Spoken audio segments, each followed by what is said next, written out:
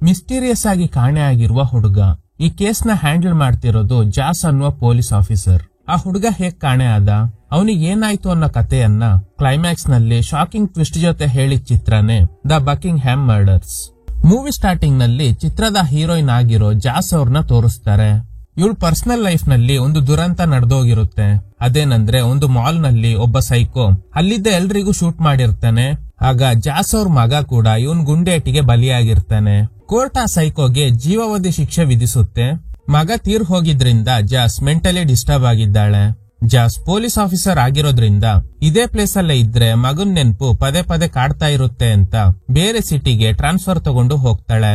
ಹೋದ ತಕ್ಷಣ IR officer ಒಂದು ಕೇಸ್ ನ ಹ್ಯಾಂಡಲ್ ಮಾಡೋದಕ್ಕೆ ಹೇಳ್ತಾರೆ.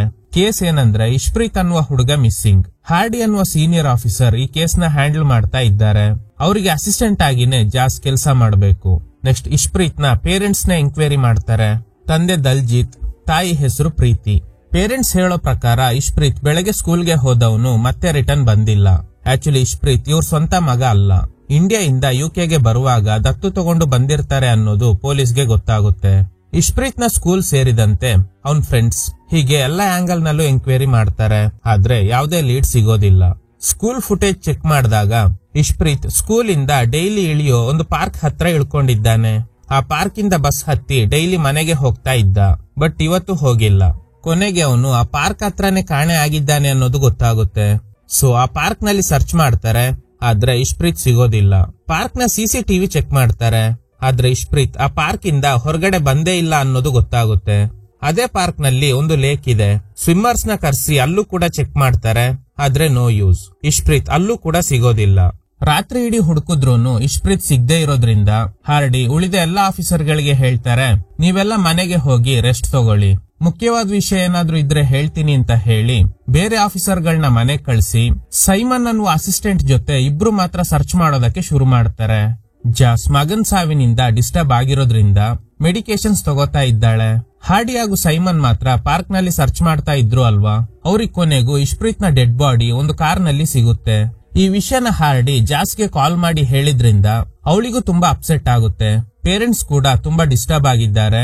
ಪ್ರೀತಿ ಹಾಗೂ ದಲ್ಜಿತ್ ನಡುವೆ ಯಾವಾಗ್ಲೂ ಮಿಸ್ಅಂಡರ್ಸ್ಟ್ಯಾಂಡಿಂಗ್ ಆಗಿ ಜಗಳ ಆಗ್ತಾ ಇರುತ್ತೆ. ಕೇಸ್ ಕ್ಲೋಸ್ ಆಗೋವರೆಗೂ ಇಶ್ಪ್ರೀತ್ ನ ಬಾಡಿ ಹ್ಯಾಂಡ್ ಓವರ್ ಮಾಡೋದಕ್ಕೆ ಆಗಲ್ಲ ಅಂತ ಜಾಸ್ ಪೇರೆಂಟ್ಸ್ ಗೆ ಹೇಳ್ತಾಳೆ. ಆದ್ರೆ ಪ್ರೀತಿ ಒಪ್ಪೋದೇ ಇಲ್ಲ. ನಾವು ಅವನ್ನ ದತ್ತು ತಗೊಂಡಿದ್ರೂನು ಸ್ವಂತ ಮಗನ್ ತರನೇ ಸಾಕಿದ್ದೀವಿ, ದಯವಿಟ್ಟು ಬಾಡಿನ ನಮ್ಗೆ ಕೊಡಿ ಅಂತ. ಅದಕ್ಕೆ ಜಾಸ್ ಹೇಳ್ತಾಳೆ, ಸಾರಿ, ಬಾಡಿ ಪ್ರೈಮರಿ ಎವಿಡೆನ್ಸ್, ಸೊ ಅದಕ್ಕೆ ಕೇಸ್ ಕ್ಲೋಸ್ ಆಗೋವರೆಗೂ ಕೊಡೋದಕ್ಕಾಗಲ್ಲ ಅಂತ. ಇಶ್ಪ್ರೀತ್ ಬಾಡಿನ ಪೋಸ್ಟ್ ಮಾರ್ಟಮ್ ಮಾಡಿದ ಡಾಕ್ಟರ್ ಹೇಳ್ತಾರೆ, ಕತ್ತು ಹಿಸುಕಿ ಸಾಯಿಸಿರೋ ಸಾಧ್ಯತೆ ಇದೆ. ಅದಕ್ಕೆ ಕತ್ತಲ್ಲಿ ಮಾರ್ಕ್ಸ್ ಗಳು ಬಂದಿದೆ. ಬಾಡಿಲಿ ನಮ್ಗೆ 2 ಡಿಫ್ರೆಂಟ್ ಆಗಿರೋ DNA ಸಿಕ್ಕಿದೆ. ಅದನ್ನ ಲ್ಯಾಬ್ಗೆ ಕಳ್ಸಿದ್ದೀವಿ. ಆದಷ್ಟು ಬೇಗ ನಿಮ್ಗೆ ರಿಪೋರ್ಟ್ ಸಿಗುತ್ತೆ. ಕಾಲುಗಳು ಬ್ಲೂ ಕಲರ್ ಗೆ ತಿರುಗಿದೆ. ಬ್ಲಡ್ ನಲ್ಲಿ ಆಕ್ಸಿಜನ್ ಲೆವೆಲ್ ಕಮ್ಮಿ ಆದಾಗ ಈ ರೀತಿ ಆಗುತ್ತೆ. ಲಂಗ್ಸ್ ಅಲ್ಲಿ ನೀರ್ ತುಂಬಿಕೊಂಡಿದೆ. ಅಂದ್ರೆ ಯಾರೋ ನೀರಲ್ಲಿ ಮುಳುಗಿಸಿ ಸಾಯಿಸೋದಕ್ ಟ್ರೈ ಮಾಡಿದ್ದಾರೆ ಅಂತ. ಹಾರ್ಡಿ ಹೇಳ್ತಾರೆ, ನಮ್ಗೆ ಬಾಡಿ ಸಿಕ್ಕಿದ್ದು ಕಾರ್ನಲ್ಲಿ ಅಂತ.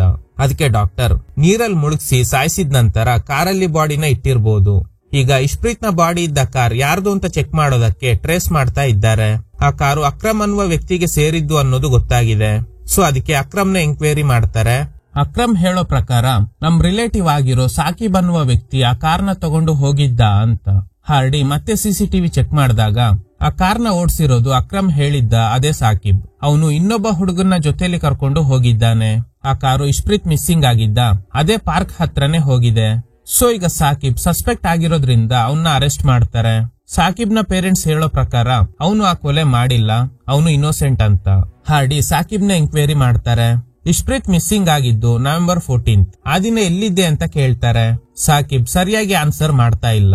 ಹಾರ್ಡಿ ಎಲ್ಲಾ ವಿಷಯ ಹೇಳ್ತಾರೆ. November 14th ನೀನು ಹಾಗೂ ಇನ್ನೊಬ್ಬ ಹುಡುಗ ಇಶ್ಪ್ರೀತ್ ಕಾಣೆಯಾಗಿದ್ದ ಪಾರ್ಕ್ ನಲ್ಲೇ ಇದ್ರಿ. ಅದಕ್ಕೆ ಎವಿಡೆನ್ಸ್ ಆಗಿ ಸಿಸಿಟಿವಿ ಫುಟೇಜಸ್ ಸಿಕ್ಕಿದೆ. ನಿಮ್ ಕಾರ್ನ ಫ್ರಂಟ್ ಸೀಟ್ ನಲ್ಲಿ ಇಶ್ಪ್ರೀತ್ ನ ಡೆಡ್ ಬಾಡಿ ಸಿಕ್ತು. ಕಾರ್ನಲ್ಲಿ ಸಿಕ್ಕಿರೋ 2 DNA ಅಲ್ಲಿ ಒಂದು ಸಾಕಿಬ್ದೆ ಅನ್ನೋದು ಕನ್ಫರ್ಮ್ ಆಗಿದೆ. ಇನ್ನೊಂದು DNA ಯಾರ್ದು ಅನ್ನೋದು ಗೊತ್ತಾಗಿಲ್ಲ. ನಿನ್ ಜೊತೆಲಿದ್ದ ಇನ್ನೊಬ್ಬ ಹುಡುಗ ಯಾರು? ಸಾಕಿಬ್ ಅವನ್ ಜೊತೆ ಇದ್ದಿದ್ದು ಯಾರು ಅಂತ ಹೇಳ್ತಾನೆ ಇಲ್ಲ. ಕಾರ್ ಕೀ ಮಿಸ್ಸಿಂಗ್ ಆಗಿದ್ರಿಂದ ಕಾರ್ನ ಅಲ್ಲೇ ಬಿಟ್ಟು ಹೋದ್ವಿ. ಅದು ಬಿಟ್ರೆ ಆ ಡೆಡ್ ಬಾಡಿ ಹೇಗ್ ಕಾರಲ್ಲಿ ಬಂತು ಅನ್ನೋದು ಗೊತ್ತಿಲ್ಲ ಅಂತ. ಇನ್ನೊಂದು ಕಡೆ ಜಾಸ್ ಇಶ್ಪ್ರೀತ್ ನ ಪೇರೆಂಟ್ಸ್ ಹತ್ರ ಸಾಕಿಬ್ ಬಗ್ಗೆ ಕೇಳಿದಾಗ ಇವರು ಹೇಳೋ ಪ್ರಕಾರ ಸಾಕಿಬ್ ನ ತಂದೆ ಸಲೀಂ ಹಾಗೂ ದಲ್ಜಿತ್ ಬಿಸ್ನೆಸ್ ಪಾರ್ಟ್ನರ್ಸ್. ಆದ್ರೆ ರೀಸೆಂಟ್ಲಿ ಇಬ್ಬರ ನಡುವೆ ಮಿಸ್ಅಂಡರ್ಸ್ಟ್ಯಾಂಡಿಂಗ್ ಆಗಿದ್ರಿಂದ ಇಬ್ರು ದೂರ ಆಗಿರ್ತಾರೆ. ಅದಕ್ಕೆ ಸಲೀಂ ಅವ್ರ ಮಗ ಸಾಕಿಬ್ಗೆ ಹೇಳಿ ನಮ್ ಮಗ ಇಶ್ಪ್ರೀತ್ನ ಕೊಲೆ ಮಾಡ್ಸಿರ್ಬೋದು ಅಂತ. ಈಗ ಪೊಲೀಸ್ ಆ ದಿನ ಸಾಕಿಬ್ ಜೊತೆ ಹೋಗಿದ್ದ ಇನ್ನೊಬ್ಬ ವ್ಯಕ್ತಿನ ಅರೆಸ್ಟ್ ಮಾಡ್ತಾರೆ. ಇವನ್ ಹೆಸರು ನವೇದ್. ಸಾಕಿಬ್ ಹಾಗೂ ನವೇದ್ ಫ್ರೆಂಡ್ಸ್ ಆಗಿರ್ತಾರೆ. ಜಾಸ್ ನವೇದ್ನ ಎಂಕ್ವೈರಿ ಮಾಡ್ತಾರೆ. November 14th ಏನ್ ನಡೀತು ಅಂತ. ನವೇದ್ ಹೇಳೋ ಪ್ರಕಾರ ಆ ದಿನ ಡ್ರಗ್ಸ್ ಆರ್ಡರ್ ಮಾಡಿದ್ವಿ, ಆನ್ಲೈನ್ ನಲ್ಲೇ ಆರ್ಡರ್ ಮಾಡಿದ್ರಿಂದ ಡೀಲರ್ ಅದೇ ಪಾರ್ಕ್ ನಲ್ಲೇ ಡೆಲಿವರಿ ಆಗುತ್ತೆ ಅಂತ ಹೇಳಿದ್ರು. ಸೊ ಅದಕ್ಕೆ ಇಬ್ರು ಪಾರ್ಕ್ ನಲ್ಲಿ ವೇಟ್ ಮಾಡ್ತಾ ಇದ್ವಿ. ಆಗ ನಮ್ಗೆ ಡ್ರಗ್ ಡೆಲಿವರಿ ಮಾಡಿದ್ದು ಇಶ್ಪ್ರೀತ್. ನಮ್ ಹತ್ರ ಸ್ವಲ್ಪ ದುಡ್ಡು ಕಮ್ಮಿ ಇತ್ತು. ಅದಕ್ಕೆ ಇಶ್ಪ್ರೀತ್ ಪ್ಯಾಕೆಟ್ ವಾಪಸ್ ಕೊಡಿ ಅಂತ ಕೇಳ್ದ. ಇದ್ರಿಂದ ಟ್ರಿಗರ್ ಆಗಿದ್ದ ಸಾಕಿಬ್ ಅವನಿಗೆ ಸರಿಯಾಗಿ ಹೊಡೆದು ನೀರಲ್ಲಿ ಮುಳುಗಿಸಿ ಸಾಯಿಸ್ಬಿಟ್ಟ. ಆಮೇಲೆ ನಾವು ಬಾಡಿನ ಕಾರಲ್ಲಿ ತಗೊಂಡು ಹೋಗಿ ಎಲ್ಲಾದ್ರೂ ಬಿಸಾಡ್ಬೇಕು ಅಂತ ಪ್ಲಾನ್ ಮಾಡಿದ್ವಿ. ಆದ್ರೆ ಕಾರ್ ಕೀ ಮಿಸ್ಸಿಂಗ್ ಆಗಿದ್ರಿಂದ ಕಾರಲ್ಲೇ ಬಾಡಿನ ಇಟ್ಟು ಹೋಗ್ಬಿಟ್ವಿ ಅಂತ. ಆಗ ಜಾಸ್ ಕೇಳ್ತಾಳೆ, ಕೀ ಇಲ್ದೆ ಹೇಗೆ ಕಾರ್ ಡೋರ್ ಓಪನ್ ಮಾಡಿ ಬಾಡಿನ ಒಳಗಡೆ ಇಟ್ರಿ? ಅದಕ್ಕೆ ನವೇದ್, ಅದು ಹಳೆ ಕಾರ್, ಹೇಗೋ ಡೋರ್ ಓಪನ್ ಆಯ್ತು, ಸಾಕಿಬ್ಬೆ ಅವನ್ನ ಸಾಯಿಸಿದ್ದು, ನನ್ಗೇನು ಗೊತ್ತಿಲ್ಲ ಅಂತ. ಸೊ ಕೇಸ್ ಕ್ಲೋಸ್ ಆಗಿದೆ. ಸಾಕಿಬ್ನ ಕೋರ್ಟ್ಗೆ ಪ್ರೊಡ್ಯೂಸ್ ಮಾಡಬೇಕು ಅಂತ ಹಾರ್ಡಿ ಹಾಗೂ ಐಆರ್ ಆಫೀಸರ್ ಡಿಸೈಡ್ ಮಾಡ್ತಾರೆ. ಆದ್ರೆ ಜಾಸ್ ಹೇಳೋ ಪ್ರಕಾರ ಈ ಕೇಸ್ ಸಾಲ್ವ್ ಆಗಿಲ್ಲ.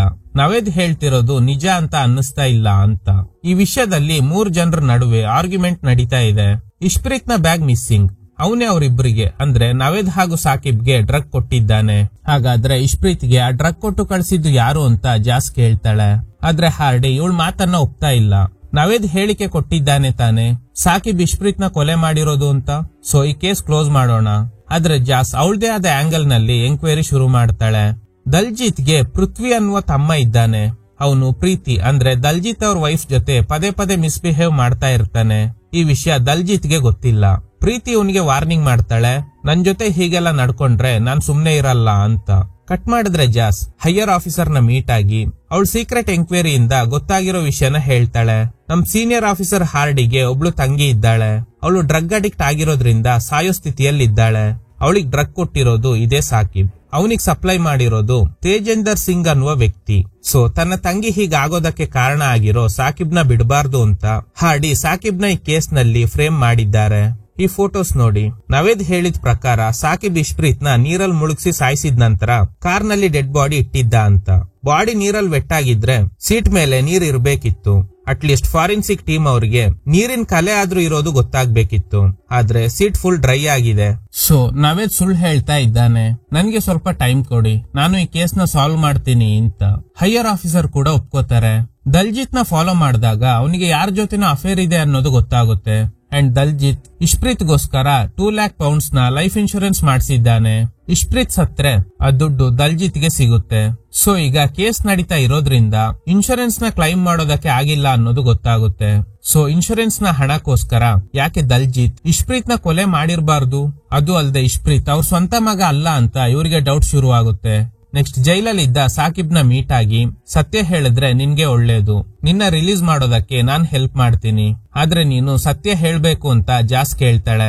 ಸಾಕಿಬ್ನ ಮಾತಿನಿಂದ ಗೊತ್ತಾಗೋದು ಏನಂದ್ರೆ ಆ ದಿನ ಸಾಕಿಬ್ ಹಾಗೂ ನವೇದ್ ಪಾರ್ಕ್ ನಲ್ಲಿ ಇರುವಾಗ ಇಶ್ಪ್ರೀತ್ ಡ್ರಗ್ಸ್ ತಂದು ಕೊಟ್ಟಿರ್ತಾನೆ. ಇವ್ರ ಹತ್ರ ದುಡ್ಡು ಕಮ್ಮಿ ಇದ್ದಿದ್ರಿಂದ ಪ್ಯಾಕೆಟ್ ವಾಪಸ್ ಕೇಳ್ತಾನೆ. ದುಡ್ಡು ಕೊಟ್ಟಿಲ್ಲ ಅಂದ್ರೆ ನಿಮ್ಮಿಬ್ಬರು ವಿಷಯನ ಪೇರೆಂಟ್ಸ್ ಗೆ ಹೇಳ್ತೀನಿ ಅಂತ ಇಶ್ಪ್ರೀತ್ ಹೇಳಿದ್ರಿಂದ ಟ್ರಿಗರ್ ಆಗಿದ್ದ ಸಾಕಿಬ್ ಇಶ್ಪ್ರೀತ್ಗೆ ಸರಿಯಾಗಿ ಹೊಡೆದು ನೀರಲ್ಲಿ ಮುಳುಗಿಸಿರ್ತಾನೆ. ಆದ್ರೆ ಸಾಯಿಸಿಲ್ಲ, ಜಸ್ಟ್ ವಾರ್ನಿಂಗ್ ಕೊಟ್ಟು ಕಳ್ಸಿರ್ತಾನೆ.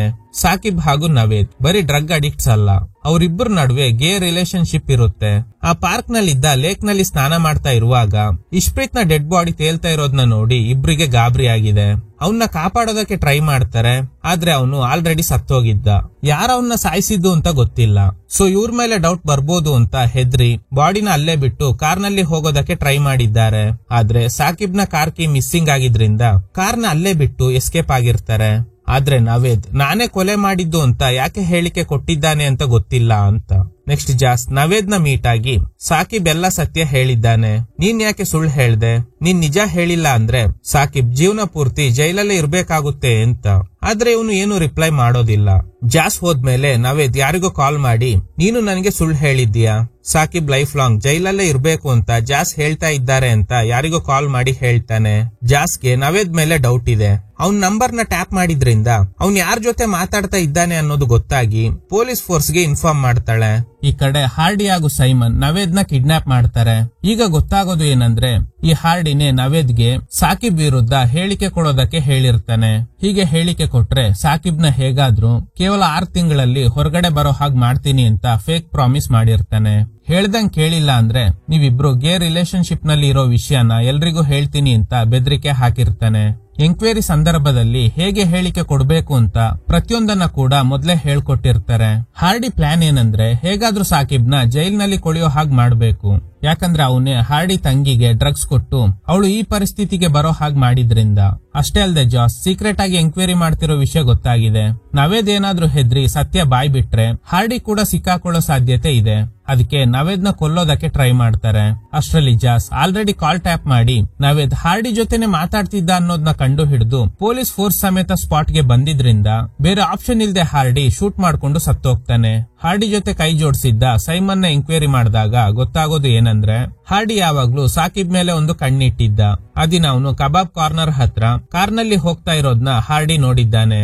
ಅದೇ ದಿನ ರಾತ್ರಿ ಇವರು ಇಷ್ಪ್ರೀತ್ಗೋಸ್ಕರ ಪಾರ್ಕ್ ನಲ್ಲಿ ಹುಡುಕ್ತಾ ಇರುವಾಗ ಅದೇ ಕಾರ್ನ ನೋಡಿ ರಾತ್ರಿ ಇಡೀ ಹುಡುಕಿ ಎಲ್ಲ ಸುಸ್ತಾಗಿದ್ದೀರಾ, ನೀವೆಲ್ಲ ಮನೆಗೆ ಹೋಗಿ ಅಂತ ಎಲ್ರನ್ನು ಕಳ್ಸಿರ್ತಾನೆ ಅಲ್ವಾ. ನಂತರ ಸೈಮನ್ ಜೊತೆ ಇಬ್ರು ಮಾತ್ರ ಕಾರ್ ಇರೋ ಜಾಗಕ್ಕೆ ಹೋಗಿ ಅವನ್ ತಂಗಿ ವಿಷಯ ಅವಳ ಪರಿಸ್ಥಿತಿಗೆ ಕಾರಣ ಆಗಿರೋ ಸಾಕಿಬ್ನ ಬಿಡಬಾರ್ದು ಅಂತ ಸೈಮನ್ಗೆ ಬ್ರೈನ್ ವಾಶ್ ಮಾಡಿ ಸಾಕಿಬ್ನ ಫ್ರೇಮ್ ಮಾಡೋದಕ್ಕೆ ಏನಾದ್ರೂ ಎವಿಡೆನ್ಸ್ ಸಿಗುತ್ತಾ ಅಂತ ಅಲ್ಲೇ ಸರ್ಚ್ ಮಾಡಿದಾಗ ಇಷ್ಪ್ರೀತ್ ನ ಡೆಡ್ ಬಾಡಿ ಸಿಕ್ಕಿದೆ.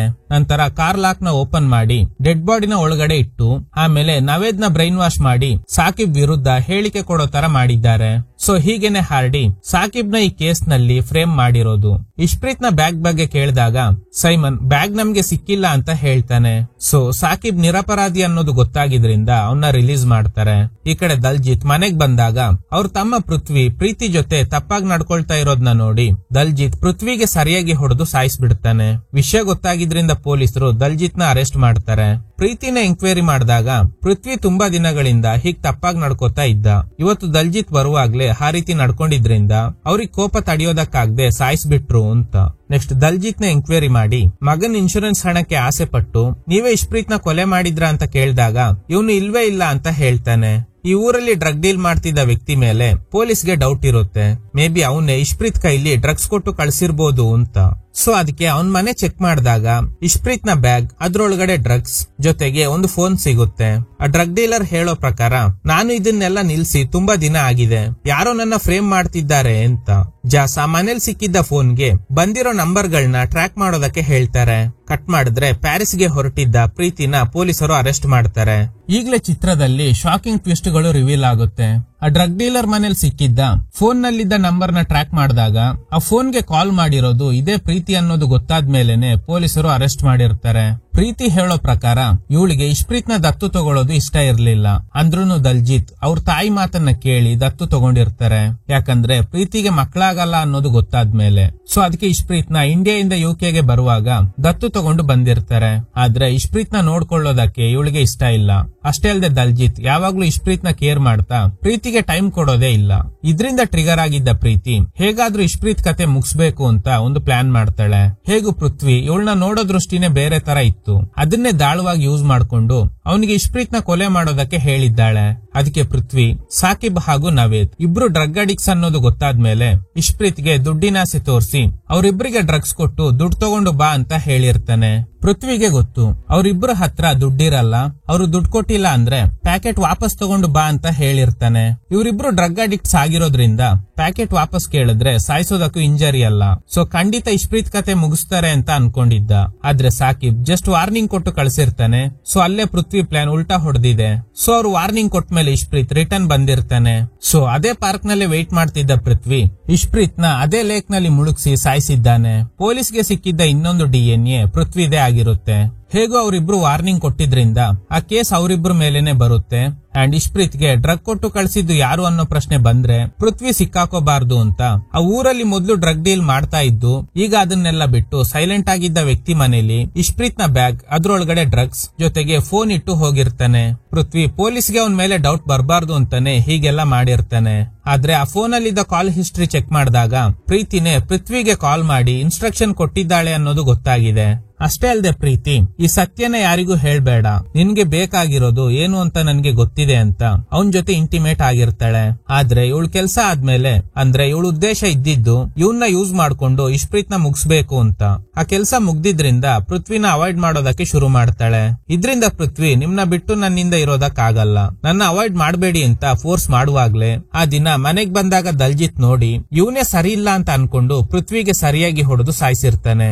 ಸೊ ದಲ್ಜಿತ್ಗೆ ಇವಳ ಮೇಲೆ ಡೌಟ್ ಬಂದಿಲ್ಲ. ಪೃಥ್ವಿ ಸತ್ತಿದ್ರಿಂದ ಆ ಸತ್ಯ ಕೂಡ ಯಾರಿಗೂ ಗೊತ್ತಾಗಲ್ಲ ಅಂತ ಅನ್ಕೊಂಡಿದ್ಲು. ಆದ್ರೆ ಪೃಥ್ವಿ ಇಟ್ಟಿದ್ದ ಫೋನ್ ನಲ್ಲಿದ್ದ ಕಾಲ್ ಹಿಸ್ಟ್ರಿಯಿಂದಾನೆ ಪ್ರೀತಿ ಈಗ ಸಿಕ್ಕಾಕೊಂಡಿದ್ದಾಳೆ. ಇವಳೆ ಕಲ್ಪ್ರಿಟ್ ಅನ್ನೋದು ಗೊತ್ತಾಗಿದ್ರಿಂದ ಪ್ರೀತಿನ ಅರೆಸ್ಟ್ ಮಾಡ್ತಾರೆ. ಇದ್ರೊಂದಿಗೆ ಈ ಚಿತ್ರ ಎಂಡ್ ಆಗುತ್ತೆ.